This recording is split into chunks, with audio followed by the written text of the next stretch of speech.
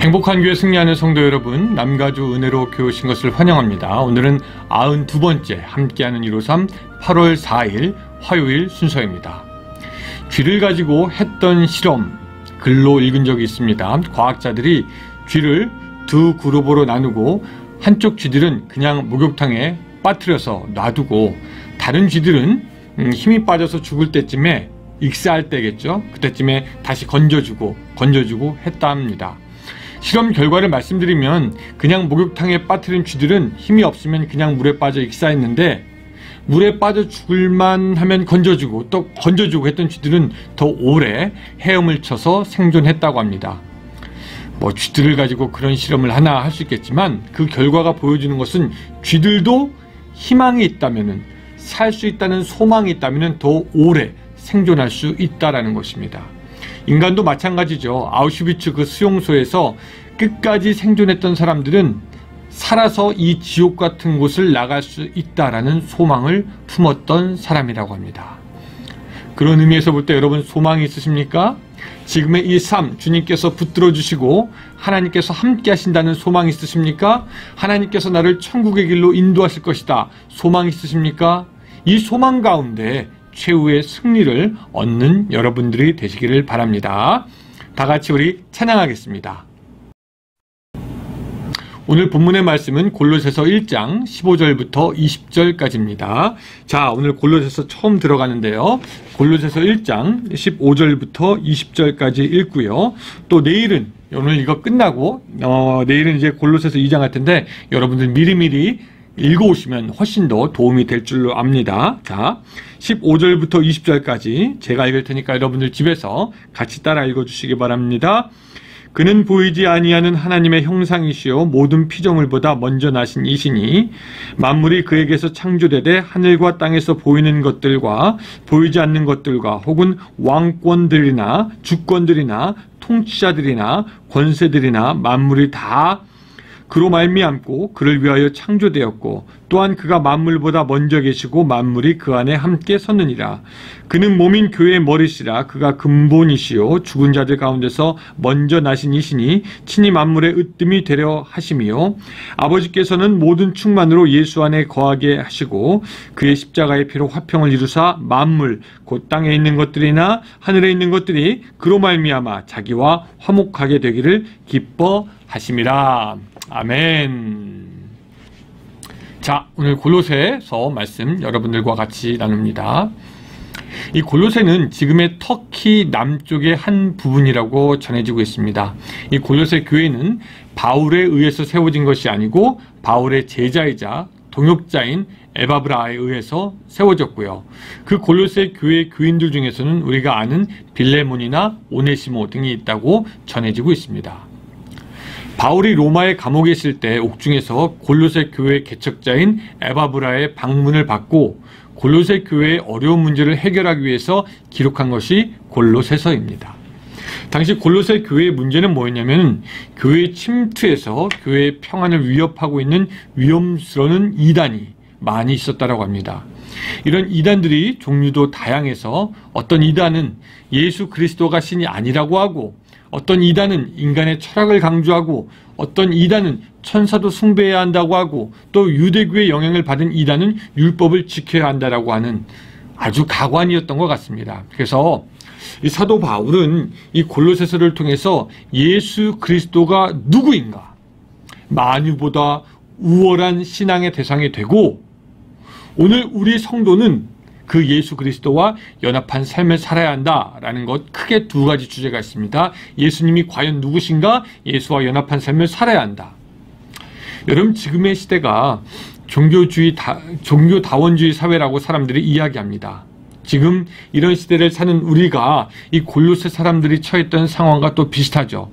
수많은 신이 있습니다. 수많은 가르침이 있습니다. 수많은 철학이 있습니다. 자기들이 다 맞다고 주장합니다. 이런 때에 예수 그리스도가 누구인지 다시 한번 확인해보고 점검하는 것이 필요합니다. 그래서 오늘 이 골로새 1장을 통해서는 우리가 예수 그리스도가 누구인가 다시 한번 점검해보고 우리가 아는 그 지식을 확인해 보는 시간을 갖도록 하겠습니다. 자, 예수님은 누구신가? 15절에서 보는 것처럼요, 보이지 아니하시는 하나님의 형상입니다. 하나님의 형상입니다.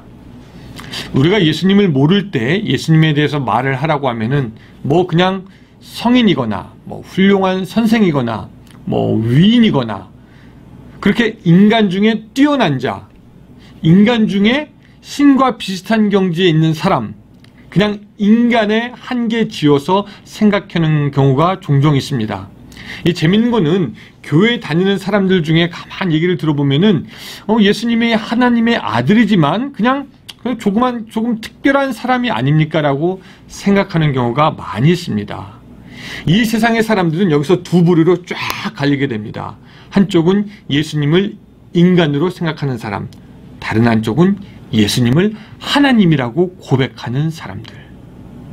근데 성경은요, 정확하게 예수님이 하나님이라고 우리에게 말씀하십니다. 그래서 빌립보서에 보면은 그는 근본 하나님의 본체시다 라고 말씀하시고, 예수님 자신도 나를 본 자는 아버지를 본 것이다 라고 말씀하십니다. 그래서 예수님은 우리처럼 완전한 인간의 모습을 가지고 오신 하나님이 되십니다. 예수님이 인간이라면 우리는 예수님에게 예배할 필요가 없습니다. 예배는 우리가 우리보다 우월한 신에게 드리는 것이 예배이기 때문입니다. 예수님이 인간이라면 우리를 구원할 수가 없습니다. 왜? 인간은 자기 자신도 구원하지 못하는 존재이죠. 근데 다른 사람들을 구원한다는 것, 이것은 불가능한 것입니다. 이 사실이 너무 놀라워서 사실 우리는 믿겨지지 않고 이해가 되지 않는 것입니다. 천지 만물을 지으신 하나님이 어떻게 인간의 모습을 가지고 인간에게 올 수 있는가? 이것은 하나님의 사랑과 그 은혜가 아니면 도무지 설명될 수가 없는 것이기 때문에, 그래서 사람들은 오히려 그것을 믿지 못합니다.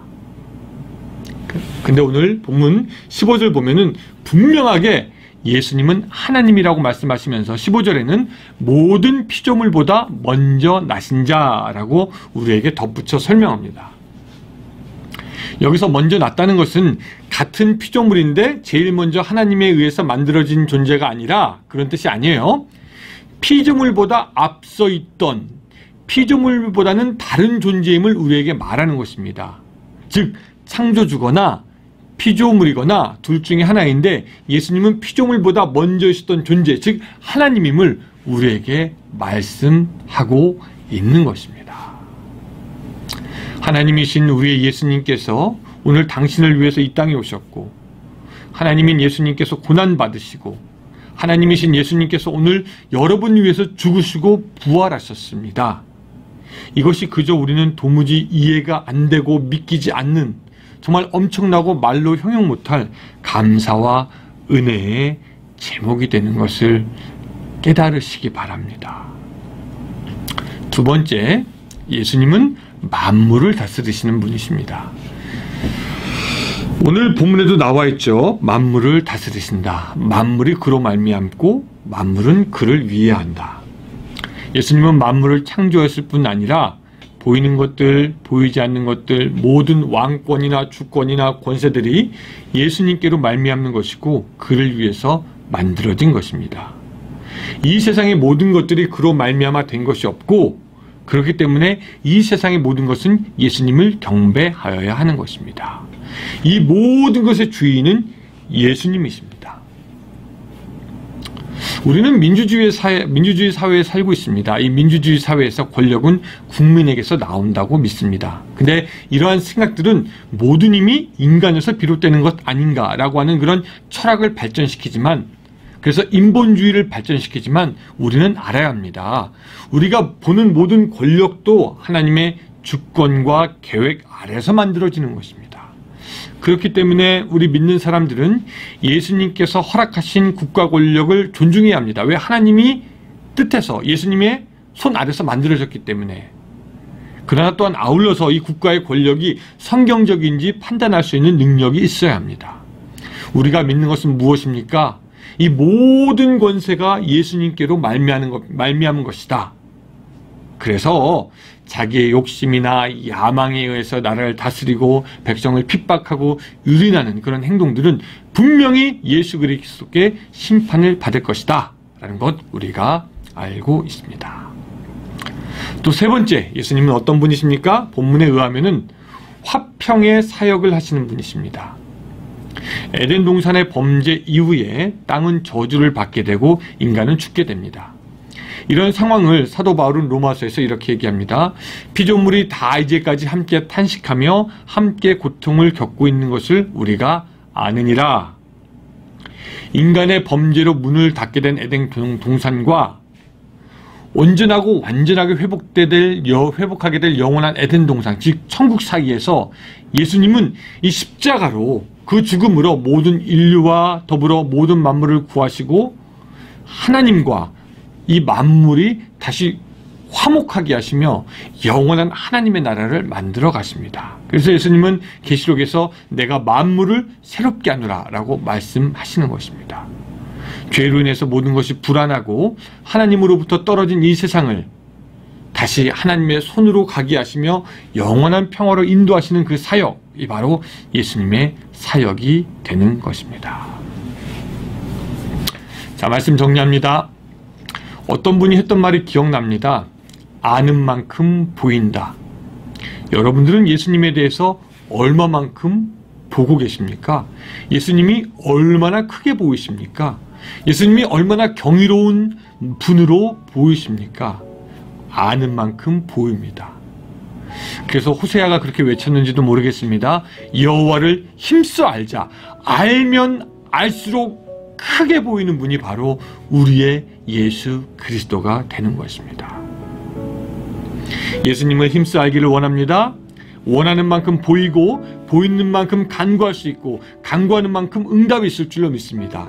그렇게 예수님을 알고 예수님으로 충만해지는 오늘 하루가 되시기를 주님의 이름으로 축원합니다. 기도하겠습니다. 주님, 예수님이 어떤 분인지 오늘 우리가 다시 한번 살펴보게 되었습니다. 예수님이 어떤 분인지 우리가 정확하게 알 수 있도록 도와주시고 아는 만큼 그 예수님이 보이게 하여 주시옵소서. 깊이 알고 많이 알고 넓이 알아서 예수님을 보는 것이 더욱더 커지고 예수님의 모습이 더욱더 위대하여지며 경이로운 분으로 우리가 하나님으로 고백할 수 있는 은혜를 우리에게 주시옵고 오늘 하루도 그 예수님께서 주시는 은혜로 승리하게 하여 주시옵소서. 예수님의 이름으로 기도드리옵나이다. 아멘. 자, 오늘도 기도하는 시간입니다. 자, 이제 30분 기도하면서 하나님께 나아가시기 바랍니다. 그 은혜의 자리로 나아가는 여러분, 그리고 오늘 하루가 되시기를 바랍니다. 감사합니다.